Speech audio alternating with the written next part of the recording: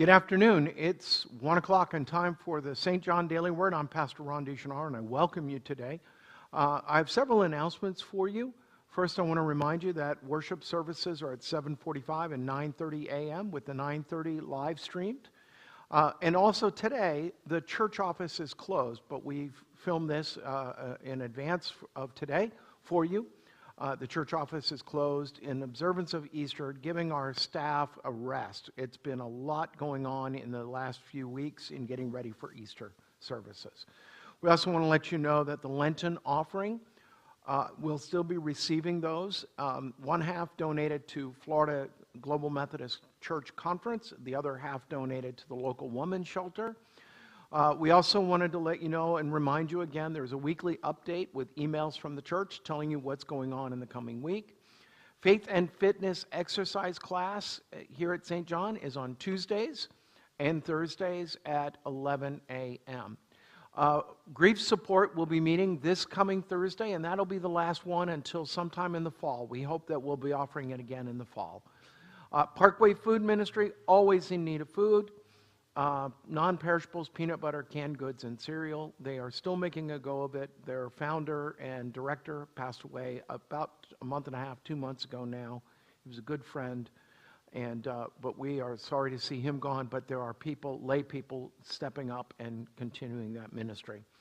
The Fellowship Breakfast will be meeting this Wednesday, April 8th, 8 a.m. in the Fellowship Hall. All are welcome to attend. And we encourage you to come and be a part of that. I know it's pancakes and sausage and grits and other things as well.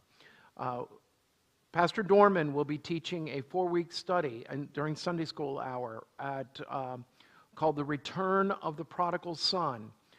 That starts this coming Sunday, April 12th, 10:30 a.m. in the Fellowship Hall. Sign up is available in the narthex. Volunteers are still needed for Soda Fest. We need a few more people to step up and to sign up. And that's going to be run this Saturday and this Sunday.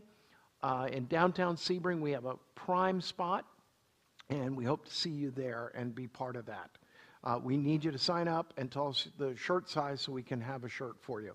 Habitat for Humanity Golf for Homes at Sun and Lake Golf Club is going to be on April 18th. We're trying to put teams together for that as well, and we have to have that in fairly soon too.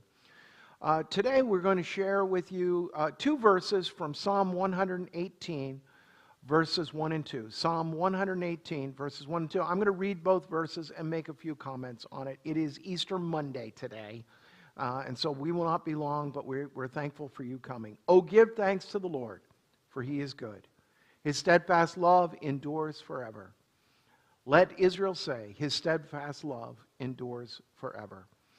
You know, in the ancient world, they too, like we today, want something called permanence.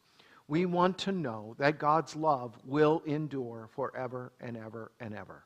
We want to know that God does not love us conditionally, that God loves us because God just does, because God loves us with a love that won't let us go, a love that cares for us and watches over us and tells us that we are valued.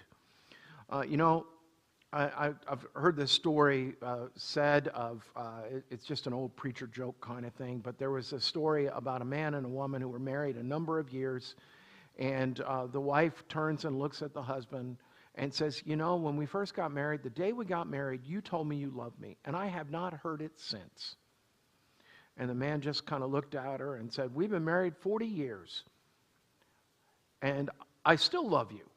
I show up. I am present. I am with you all the time. And he was rather indignant. Now, you and I both know that a marriage that does not have both parts of that marriage expressing love and even saying it, that can be kind of a barren or a difficult one.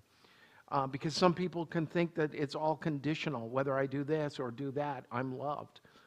We worry about that with God also. But God tells us that God loves us, that God doesn't shift, God doesn't change. And God is perpetually telling us that God loves us. We call that grace. God showers his grace upon us. In our tradition, we talk about something called prevenient grace, the grace that goes before us, that God is there. And I don't know about you, but for me, when I came to faith as an older teen, I realized God's love for me was not conditional, that God loved me because of the work of Jesus on the cross, and that if I confessed my sin and trusted in Him, God would never leave me or forsake me, which are Jesus' words in the Gospels, that He would never leave us nor forsake us. And I took those words to be true.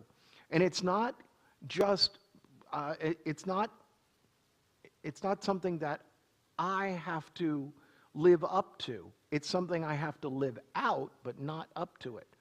God loves me, and I know this, and God loves you, and you should know that. And the reason why God loves you is because God desires you and desires to love you and to know you and be known by you. And that's what's important for us. Now, the psalmist in Psalm 118 says that the Lord's steadfast love endures forever. He says in verse 1, "Oh, give thanks to the Lord, for He is good." Because God is of God's very nature good and loving and kind to us, God's people. God has pledged to be in a relationship with us, and we have just responded to it. Hopefully you have responded in the affirmative, because to not respond in the affirmative leaves us lacking. So God bless you today. I hope you have a great Easter morning or Easter Monday, that you get rest too, that you celebrate, and know this, that God loves you, this church loves you, and I love you as your pastor. Bye now.